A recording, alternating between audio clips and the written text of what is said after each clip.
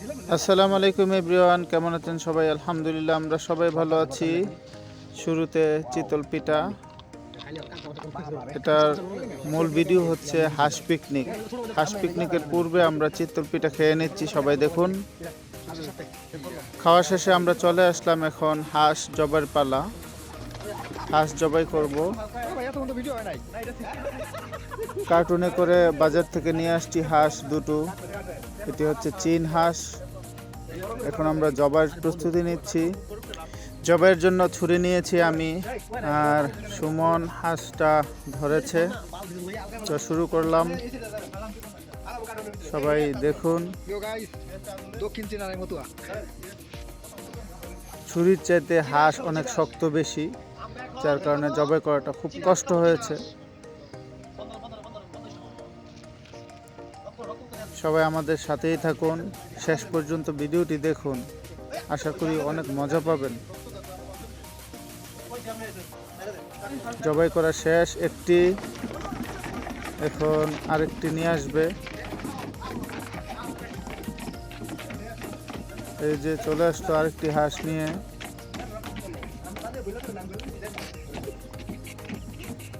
ওটা জবাই হয়ে যাবে এখন। ধরেছে, আমি এখন জবাই করব।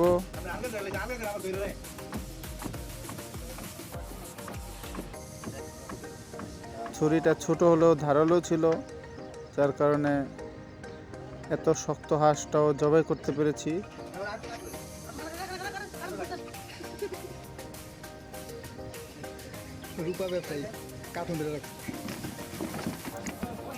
ছুরিটা ধারালো ছিল, কিন্তু তবুও বলছিল যে হাঁসের গলার রগটা নাকি ভালো করে কাটা নাই, সেই জন্য আবার পরিপূর্ণভাবে কেটেছিলাম।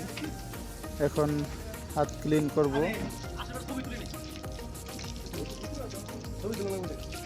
রক্তে লেগেছিল আমার পাঞ্জাবিতে।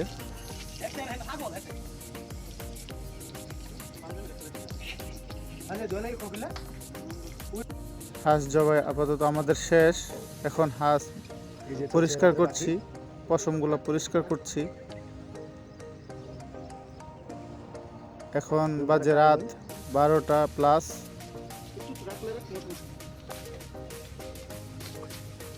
দুটি হাঁস 4 জন মিলে পরিষ্কার খুবই তাড়াতাড়ি করতেছি। গরম পানিতে ভিজিয়ে তারপর পরিষ্কার করছি পশমগুলো। এই হাঁস আমরা রান্না করব, তারপর সেহরি খাবো, তাই আমাদের জন্য অনেক দ্রুত করা জরুরি। চলছে আমাদের স্পিরিটে হাঁস পরিষ্কারের টাইম। দেখুন, আমরা সবাই দ্রুত করার চেষ্টা করছি। আমরা দুজন মিলে একটি হাঁস খুব সুন্দরভাবে পরিষ্কার করেছি, ওরা দুজন করতেছে। এই যে আমাদের হাঁস প্রায় পরিষ্কার করা শেষ। চলে আসলাম হাঁস কাটা ও মাংস পরিষ্কার। হাঁস কাটাকাটি চলছে এখন। এটা হচ্ছে চীন হাঁস, দুটোই চীন হাঁস। দুটোই মহিলা হাঁস ছিল, ডিম পেয়েছি, ভিতরে ডিম পাওয়া গেছে। এই যে দেখুন, খুব সুন্দর মাংস। সাথে এখন ব্লেন্ডার করা হচ্ছে আদা, রসুন, পেঁয়াজ এবং কাঁচামরিচ। দুটি হাঁসে প্রায় 2.5 কেজি মাংস হয়েছে। 2.5 কেজি মাংসের মধ্যে পরিমাণ মতো পেঁয়াজ, আদা, রসুন ও কাঁচামরিচ দিচ্ছি। ব্লেন্ডার করা হচ্ছে এখন। আর এদিকে হাঁস কাটাকাটি চলছে।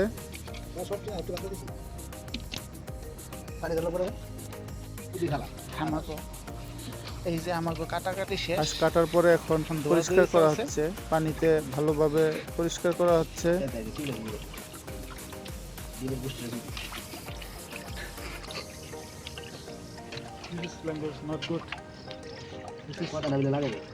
আমাদের সময় খুব অল্প, এখন প্রায় 1টার উপরে বাজে। 1টার উপরে, প্রায় 2টোর কাছাকাছি। এই জন্য তারা হলো এই রান্নার পর আমরা সেহরি খাবো।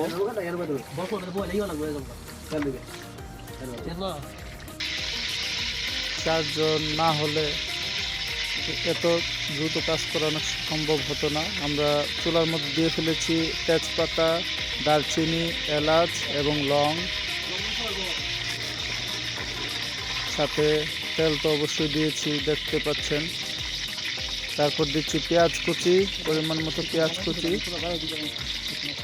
2.5 কেজি মাংসের জন্য পরিমাণ মতো পেঁয়াজ কুচি দিচ্ছি।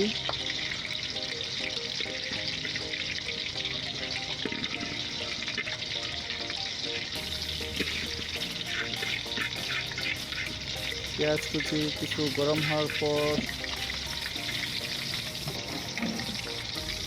ভেজে নিচ্ছি পেঁয়াজ কুচি। ভালো করে নেড়ে তেলের সাথে মিক্স করে নিচ্ছি।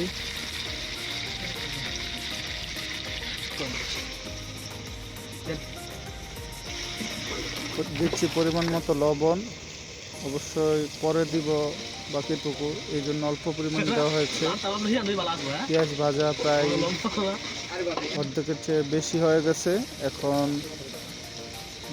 দেওয়ার জন্য প্রস্তুতি নিচ্ছি আদা রসুন ব্লেন্ডার, আদা রসুন প্লাস কাঁচামরিচ।